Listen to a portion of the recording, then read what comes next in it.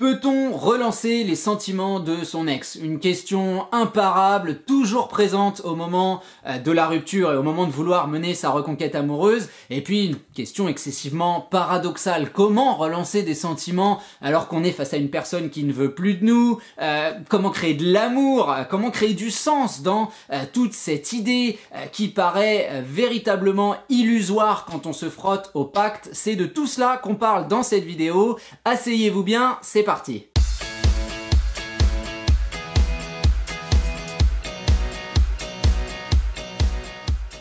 Salut, c'est Jean-Baptiste de jbmarcy.com, ravi de vous retrouver pour une nouvelle réflexion autour de votre reconquête amoureuse et ce désir, cette envie bien normale si vous êtes sur cette chaîne, faut quand même être honnête, de relancer les sentiments de votre ex. Parce que forcément, c'est une question qu'on se pose à un moment ou à un autre. On m'écoute sans doute parler, on écoute pas mal d'idées autour de la communication, du dynamisme, du mouvement, de l'aura, du changement, etc., etc., etc., mais en filigrane se trouve quand même d'abord la question de la possibilité de mener sa reconquête amoureuse et de la nature de cette relation. Est-ce que mon ex va pouvoir retrouver des sentiments pour moi? Alors attention, moi je trouve qu'il y a une vraie question didactique dans l'intitulé, il y a un vrai focus, vous savez que c'est un mot que j'apprécie énormément, un vrai focus à porter sur ce que vous entendez par relancer les sentiments de son ex. Pour moi, dans le principe de reconquête amoureuse, il y a une aberration, il y a quelque chose qu'on entend très souvent être prôné et qui ressemble à une erreur. J'entends très souvent ce cheminement du « j'ai fait beaucoup d'erreurs, je m'en aperçois,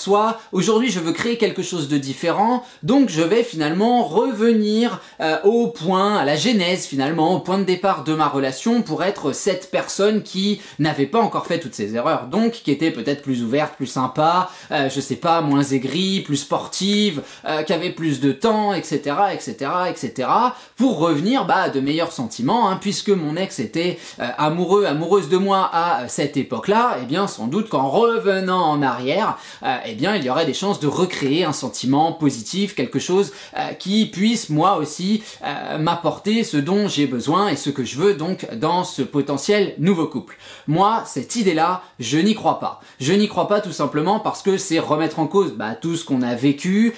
c'est en plus pas crédible parce que vous êtes en train de demander à une personne de vous croire sur l'idée que vous pouvez faire un retour en arrière et prendre un chemin différent. C'est extrêmement compliqué parce que il y a le poids des semaines, des mois, peut-être des années, je ne sais pas combien de temps a duré votre relation, mais où la personne à côté de vous a pu vous voir évoluer et même s'il y a des changements dans votre vie, il y a quand même d'abord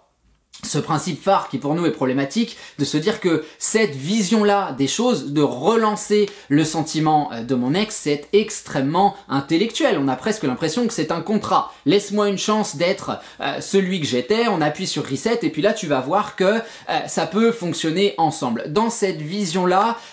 non, pour moi on ne peut pas relancer les sentiments de son ex et d'ailleurs je pense que c'est quelque chose qu'on entend à travers la formulation du pacte. Votre ex vous a peut-être dit que on n'avait plus de sentiments, votre ex a peut-être rencontré quelqu'un, votre ex a peut-être dit qu'au mieux vous seriez des amis, votre ex a sans doute signifié à pas mal de moments que l'espoir était vain, ou que ce serait difficile, ou qu'on ne vous faisait plus confiance, etc., etc., etc. Très clairement, donc pour moi, il n'est pas question de relancer le sentiment, mais d'en créer un nouveau. Et là, je sais que vous allez sans doute vous dire, effectivement, c'est de la didactique, effectivement, tu joues sur les mots, et quelle est la différence? La différence, c'est quand même votre changement, c'est la communication effectivement qui est présente et qui veut s'installer, s'instaurer avec votre ex, et c'est cette idée que in fine, parce que le travail est assimilé comme naturel, la personne face à vous va véritablement, non pas avoir l'impression, mais vivre quelque chose qui n'est plus de même nature avec vous. Et je conclurai sur l'idée globale que on va avoir le même mot, c'est-à-dire qu'on va pouvoir vous dire qu'on vous aime. Ma compagne est capable, on sait pas son style de balancer ça à toutes les sauces, mais elle est capable de dire qu'elle m'aime, comme elle me disait qu'elle m'aimait lors de notre première relation, mais derrière ça, il y a absolument plus la même chose. Et c'est pour ça que les mots, là, même si je fais un petit focus didactique, sont pas peuvent être intéressants dans la discussion philosophique qu'on a là, mais en réalité sont pas excessivement intéressants parce qu'on voit voit que les mots étant des limitateurs de sens, on va mettre beaucoup de choses dedans. Et dans le je t'aime, il y a sans doute cette idée que il y a un amour qui est présent, mais le vrai questionnement c'est est-ce que c'est le même? Et si je prends ma réalité personnelle, quand je retourne en France au moment de ma rupture amoureuse, moi j'ai pas de boulot, quand je dis que je suis un boulet financièrement, c'est presque ça, parce que je touchais le RSA en France en étant en Suède, sachant que les loyers en Suède sont très chers et que la bouffe c'est une catastrophe hein, par rapport à la France, la nourriture c'est très cher ici, donc j'étais, on vivait à 4 sous le même toit, et même comme ça j'avais du mal à m'acheter un steak quoi, hein, très clairement, donc beaucoup de dépenses prises en charge par ma compagne. Alors c'était tout nouveau, hein, je veux dire c'est le début, je viens de m'installer en Suède, on me file un coup de main, c'est génial, tout ça, mais au bout d'un moment quand même cette impression de difficulté, etc. Je vous dirais pas que c'est ça qui a mené à la rupture, c'est entre autres choses cela, mais il n'y a pas eu que ça, il y a eu plein d'autres choses, mais en tout cas il y a cette idée que dans la relation que je mène aujourd'hui, ma compagne depuis quelques jours vient de lancer sa société pour travailler avec moi finalement, donc autour de la reconquête amoureuse, paradoxe quand tu nous tiens, mais il y a quand même cette idée que du coup le rapport qu'elle a vis-à-vis de moi, alors qu'on est dans mode achat de maison, on est en mode rénovation de la maison, on est aujourd'hui on a absolument tout ce qu'il nous faut et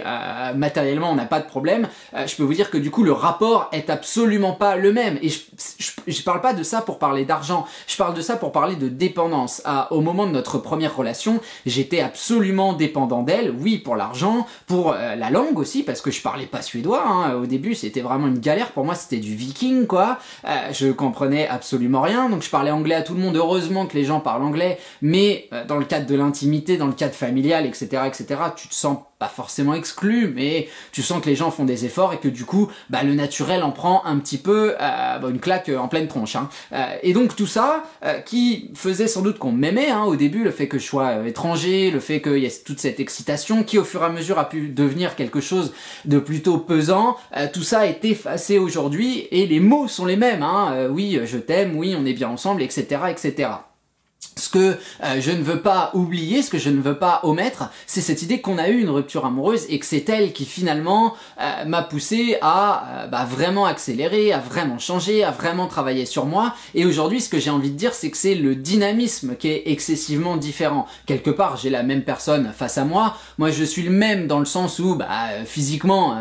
j'ai toujours des cheveux blancs, j'en ai de moins en moins d'ailleurs, de cheveux, pas de cheveux blancs. Mais enfin, voilà, j'aime toujours regarder les matchs de foot et boire une bière devant mon match de foot, gros cliché, mais voilà, ce sont des choses qui n'ont pas radicalement évolué, j'ai pas changé absolument tous les domaines de ma personnalité, le plus possible bien évidemment, dans le travail, le sport et pas mal de choses, mais techniquement, c'est plus ce regard que moi j'ai et sur le monde, et sur la relation, et sur ma compagne, qui font que le regard qu'on a sur moi, le miroir, si vous voulez, le reflet de son amour à elle, effectivement a changé. Tout ça incorporé dans cette idée, encore une fois, que on n'a pas oublié cette rupture amoureuse et que ma compagne me dit souvent, quand on en discute, de plus en plus avec le boulot donc, mais que finalement elle a de la chance que je sois revenu. Donc on voit que elle a pas forcément dans sa réflexion considéré que c'était un travail. Et tant mieux, ça veut dire que pour elle ça a été relativement naturel, que je suis revenu, qu'il n'y a pas eu à se poser les questions de mon évolution, que c'était juste satisfaisant, etc. C'est pour ça que relancer les sentiments de son ex, pour moi c'est une intellectualisation, c'est quelque chose de très statique, alors que nous on veut quelque chose en mouvement. Oui, on peut recréer de l'amour. Pourquoi? Parce que, et ça c'est très intellectuel encore une fois, mais dans une interaction, si l'une des parties prenantes à cette interaction évolue, par définition, l'autre aussi. Et il m'arrive communément d'avoir des gens qui me disent, voilà, on était en conflit, ou au moment de la séparation, on me reprochait ci ou ça, et puis avec, notamment le système crise, ce genre de communication, on se découvre, on se redécouvre, on découvre de nouvelles facettes, on découvre un plaisir à communiquer, et finalement, oui, on se retrouve à faire des choses, à se dire des choses qui étaient plus de ce monde, et qui n'étaient même pas présentes dans la première relation. Donc il y a un nouveau sentiment qui est présent, qui s'assimile au premier dans le sens où c'est entre guillemets de l'amour, de l'appréciation, vous voyez ça comme vous voulez. En tout cas, ce que je disais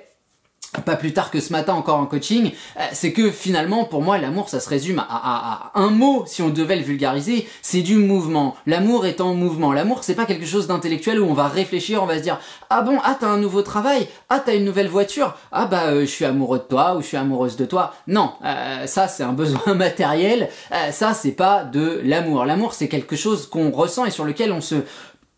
questionne pas nécessairement à fond les ballons, c'est plutôt quelque chose qui vient donc qui nous est proposé de manière extrêmement fluide et à laquelle on répond de manière extrêmement fluide, d'où toutes nos idées effectivement de dynamisme et de mouvement. Donc est-ce qu'on peut relancer les sentiments de son ex? Non. Pas dans le sens où le mot relancer c'est juste moche quoi. Personnellement je trouve que ça colle pas du tout parce qu'encore une fois ça voudrait dire que on est parti sur des bases du passé, mais on peut tout à fait recréer une histoire différente avec le principe que la personne qu'on a face à nous, même si elle nous connaît très bien, va finir par nous considérer de manière différente, mais sans forcément y faire attention dans tous les détails, parce que comme je vous le dis, ma compagne me dit pas tu te rends compte aujourd'hui on a ci on a ça, alors qu'à l'époque tu pouvais même pas t'acheter un morceau de poulet. Il n'y a pas de critique ou d'évaluation de mon évolution dans ce sens-là, il y a juste quelque chose de naturel et une atmosphère globale qui finalement n'est pas du tout la même. Je sais pas si c'est clair pour vous, je vous souhaite que ça le devienne au moment où vous mènerez votre reconquête amoureuse et vous sentirez que ce couple est extrêmement différent, extrêmement dynamique, extrêmement sympa à vivre, parce que véritablement moi c'est quelque chose qui me rend heureux au quotidien et c'est vraiment ce que j'essaye tous les jours de partager avec vous, parce que mon souhait c'est vraiment que vous puissiez y arriver. Voilà, comme d'habitude, vous n'hésitez pas, vous avez sous cette vidéo tout plein de liens qui peuvent être utiles, le coaching, les formations vidéo, le bouquin, etc., etc. Moi, je vous abandonne là pour aujourd'hui, on se retrouve la semaine prochaine et d'ici là, vous n'hésitez pas, vous commentez, vous partagez la vidéo, vous en faites tout ce que vous voulez. Allez, je vous laisse là, ciao ciao.